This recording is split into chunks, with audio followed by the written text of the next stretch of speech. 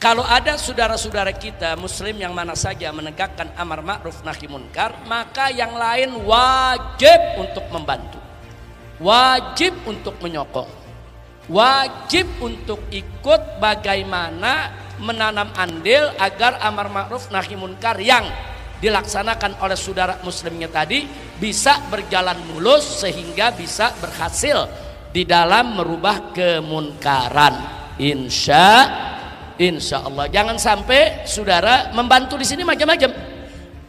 Membantu ini bisa dalam bentuk doa, bisa dalam bentuk sokongan, bisa dalam bentuk dukungan, bisa dalam bentuk kita bergabung dengan tenaga kita, bisa dalam bentuk kalau kebetulan kita jadi pejabat, kita punya kekuasaan, dengan kekuasaan kita apa saja yang kita punya yang bisa kita bantu orang-orang Islam yang sedang melakukan amar ma'ruf nahi munkar, bantu. Bahkan hukumnya wajib. Cuman saya mau garis bawahi, amar ma'ruf nahi munkar itu saudara fardul ain atas penguasa.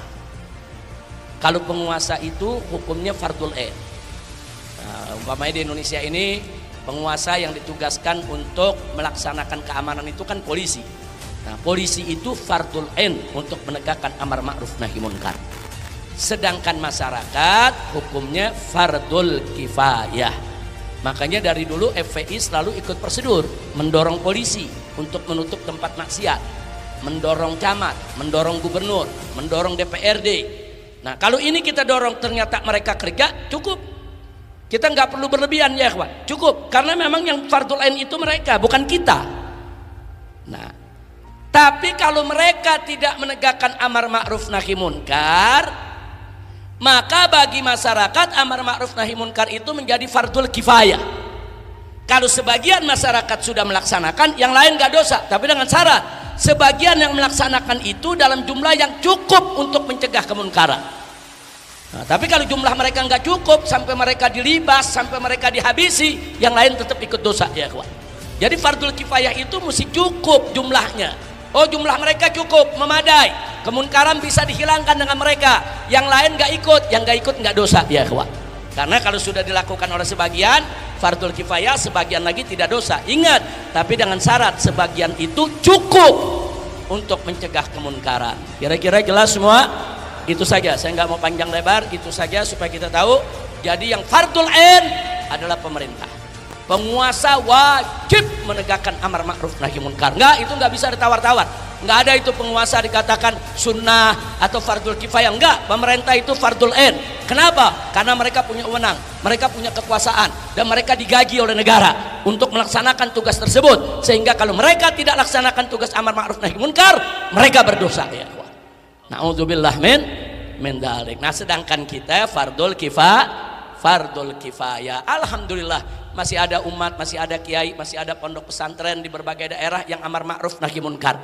Alhamdulillah, walaupun mungkin mereka masih banyak tantangan, kemunkaran masih ada di mana-mana, setidaknya dengan mereka itu bergerak, insya Allah kita nggak kena dosa semua ya kawan. Insya Allah itu bisa menjadi penarik atau pengetuk pintu rahmat sehingga Allah tidak mengirimkan azabnya. Amin ya rabbal. Saya ingin ingatkan di sini apa yang pernah dikatakan oleh jaddukum Al-Imam Ali ibn Abi Thalib radhiyallahu ta'ala anhu.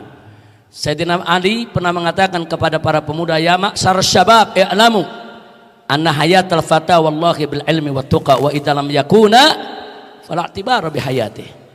Jadi tegas sekali apa yang Sayyidina Ali pesan kepada para pemuda. Beliau katakan, ya ma'syar syabab, wahai segenap pemuda, i'lamu, ketahuilah oleh kamu sekalian, anna hayatal fata, sesungguhnya kehidupan seorang pemuda itu, wallahi, demi Allah, bil ilmi wat tuqa, harus diisi dengan ilmu dan takwa.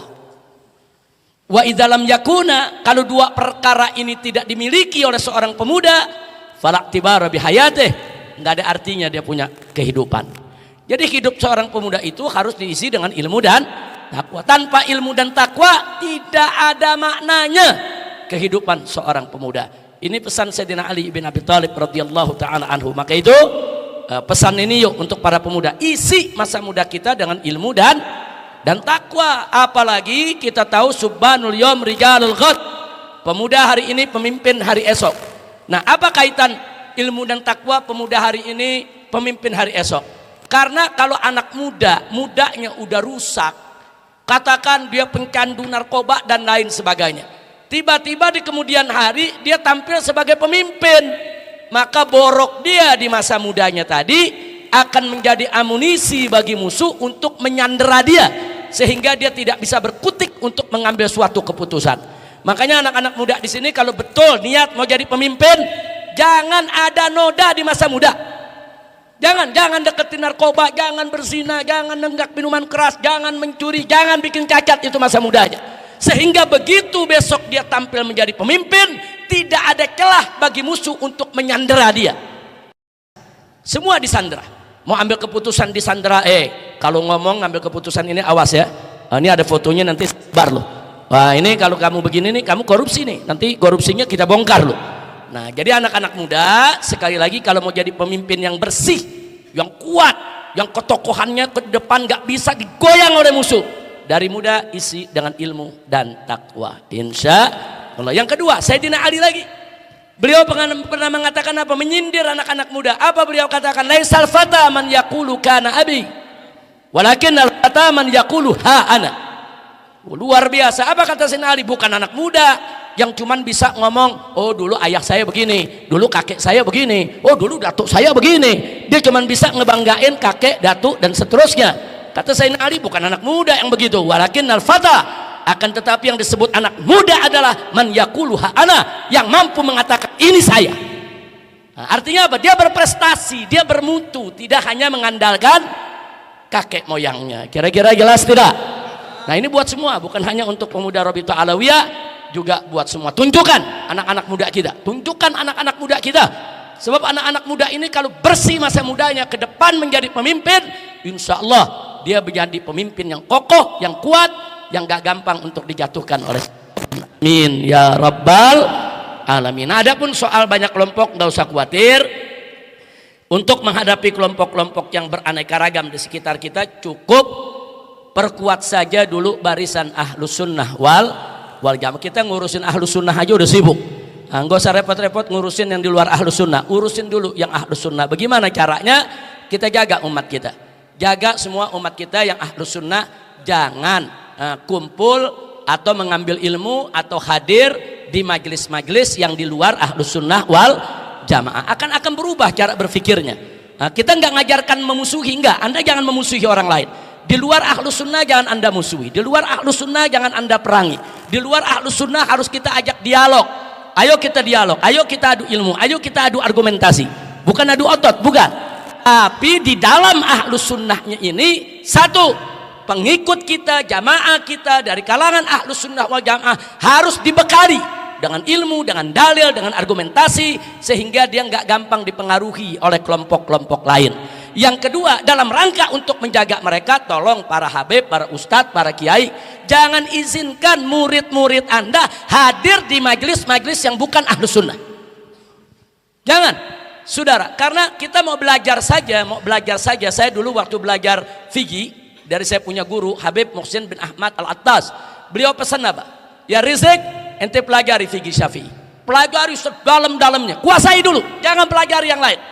Nanti kalau udah nguasai fikih Syafi'i, terserah mau pelajari yang lain nggak apa-apa, mau pelajari 20 madhab, 30 madhab nggak apa-apa, tapi perkuat dulu satu, jadikan pegangan supaya tidak semerawut nanti pola pikir kita, tidak semerawut hukum yang ada di kepala kita. Kira-kira jelas tidak? Nah, karena itu saya ajak semua diperkuat saja dulu akidah Asy'ariyahnya, fikih Syafi'inya, thariqah daripada Imam Ghazali dan ulama-ulama salafnya, perkuat aja itu dulu. Nah, sementara jaga orang-orang kita jangan sampai menghadiri majelis-majelis yang bukan dari ahlus sunnah wal jamaah. Yang ketiga, jangan berdebat dengan di luar ahlus sunnah kalau Anda tidak mampu. Jadi walaupun Anda punya ilmu, ada orang punya ilmu tapi nggak mampu dia berdebat. Jangan, apalagi yang nggak punya ilmu. Nggak punya ilmu seberdebat sama Syiah, dia berdebat, besoknya dia yang jadi Syiah. Kan kacau balau. Ada lagi yang mau berdebat sama Wahabi, besoknya dia yang ngafirin orang. Nah, kacau balau. Jangan, kalau nggak punya ilmu jangan berdebat. Kira-kira jelas gak? Nah, tapi saya begini bukan berarti Anda sodorong musuhi Syiah, musuhi Wahabi, enggak. Begitu ya, Pak. Jangankan Syiah dan Wahabi, Orang di luar agama kita sekalipun, Buddha, Hindu, Kristen, ajak dialog. Bukan dimusuhi, bukan main otot, bukan, ajak dialog. Kalau Anda yakin Ahlus Sunnah itu benar, kalau Anda yakin Ahlus Sunnah itu sebagaimana bukti dalam sejarah, ulamanya nggak ada yang pernah kalah berdebat ya kawan. Mana ada ulama Ahlus Sunnah pernah kalah berdebat dengan mazhab lain? Enggak. Nah, kalau Anda yakin itu semua, kenapa kita takut untuk beradu argumentasi dengan orang Ahlus Sunnah wal Jamaah? Nah, jadi jangan pakai persekusi, lain mazhab persekusi. Itu kalau dia persekusi berarti dia nggak mampu untuk berdebat. Berarti dia nggak mampu untuk adu argumentasi. Kalau mampu adu argumentasi, jangan persekusi. Kira-kira jelas tidak? Jelas tidak? Jadi kalau ada di luar Ahlus Sunnah punya majelis, urusan dia, kita nggak usah hadir, selesai. Nggak usah pakai diganggu, dipersekusi, dibubarin, saudara. Jangan. Tunjukkan akhlak baik kita, tunjukkan ilmu kita, tunjukkan kekuatan argumentasi kita. Insya Allah orang akan berbondong-bondong ikut Ahlus Sunnah wal Jamaah, insya Allah.